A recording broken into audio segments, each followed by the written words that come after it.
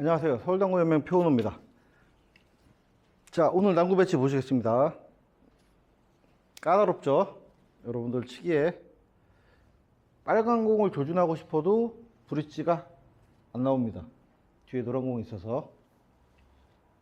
자, 이럴 때 여러분들이 하우스에서 하시는 말들 있죠?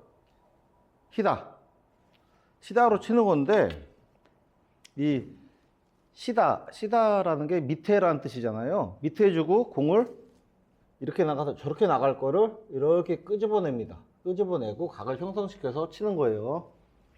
자, 일단 한번 쳐보겠습니다. 최대한 얇게 조준하시고요. 공 가까우니까 끌어치기 힘이 아주 좀만 있어도 변합니다. 이게 물론 이만큼 올라와 있을 때는 끌어치기를 더 강하고 깊게 넣어줘야 되지만 이 정도는 각도 아주 조금만 변해도 들어갈 수가 있죠. 자, 이렇게 놓고 톡, 최대한 얇게 잡은 상태에서 톡.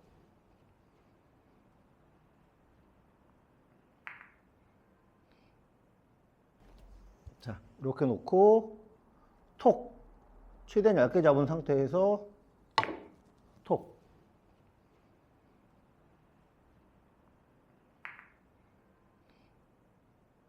자, 여러분 간단하게 해결됐죠?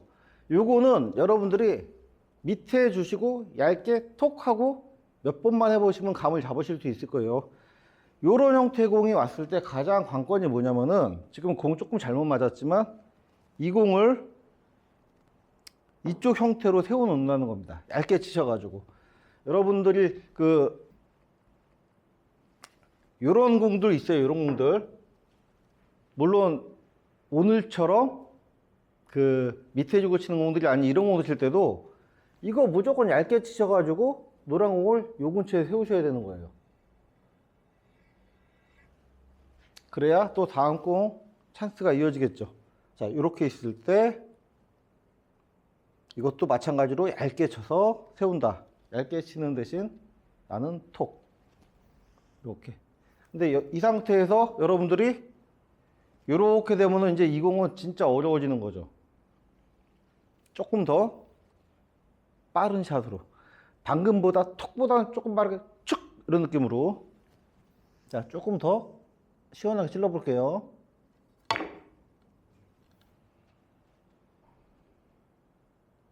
자, 스피드가 빨라지니까 노란 공도 많이 움직이죠. 요건 포지션 신경 쓰지 마시고 일단 득점 우선. 자, 조금 더 시원하게 찔러 볼게요.